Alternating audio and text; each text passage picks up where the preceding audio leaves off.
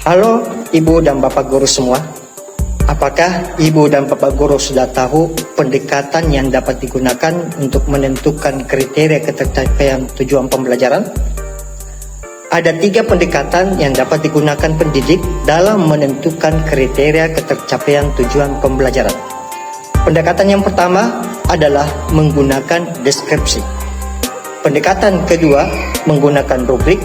Dan pendekatan yang ketiga menggunakan skala atau interval nilai. Apa sih perbedaan ketiganya? Mari kita dalami bersama-sama. Pendekatan dengan menggunakan deskripsi kriteria.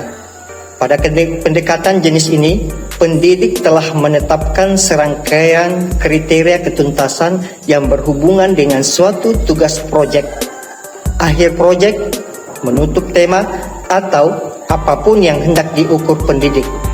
Dapat mengisi checklist pada kriteria memadai untuk peserta didik yang dianggap telah memenuhi tujuan pembelajaran.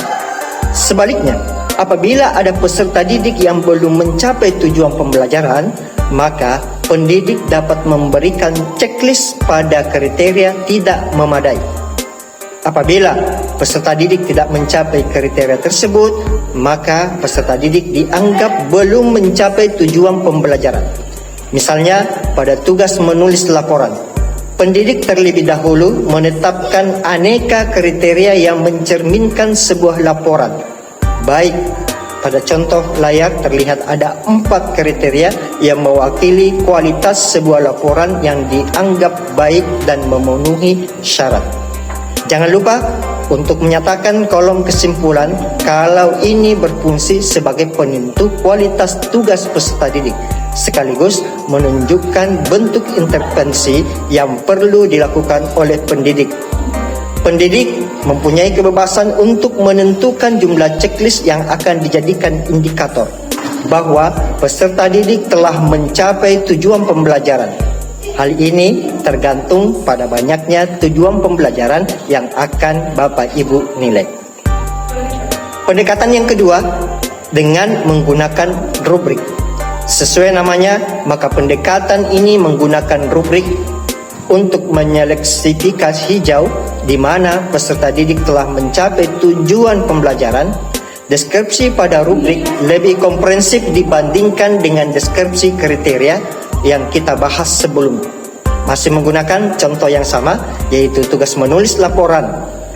Terlihat bahwa menetapkan kriteria yang saya pilih atas 2 bagian, yaitu isi laporan dan penulisan setiap bagian. Kemudian diperinci lagi ke dalam 4 tahap pencapaian. Baru berkembang, layak, cakap, dan mahir.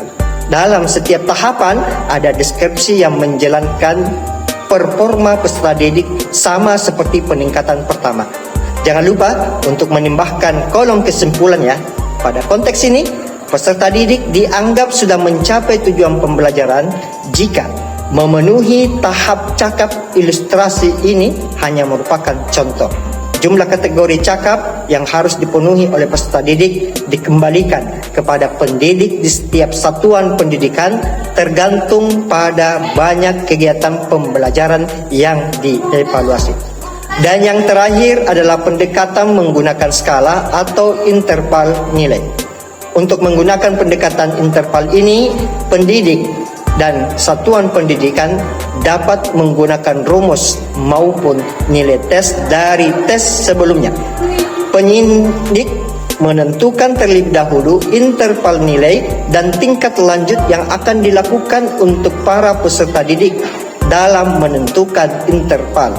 Pendidik atau satuan pendidikan diberikan kebebasan untuk menentukan interval yang sesuai contoh dalam video ini.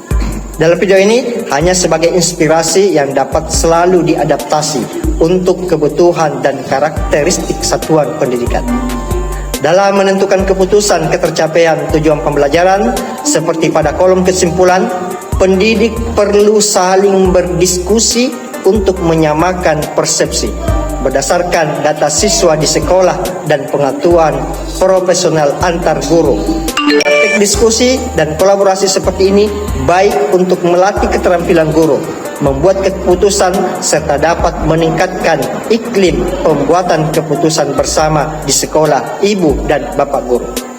Ibu dan bapak guru, kita baru saja mengenal 3 pendekatan yang dapat dipilih untuk menentukan kriteria ketercapaian tujuan pembelajaran. Untuk terus belajar lebih dalam mengenai tiap pendekatan, silakan terus menyimak video selanjutnya. Terima kasih, salam dan bahagia Ibu dan Bapak Guru.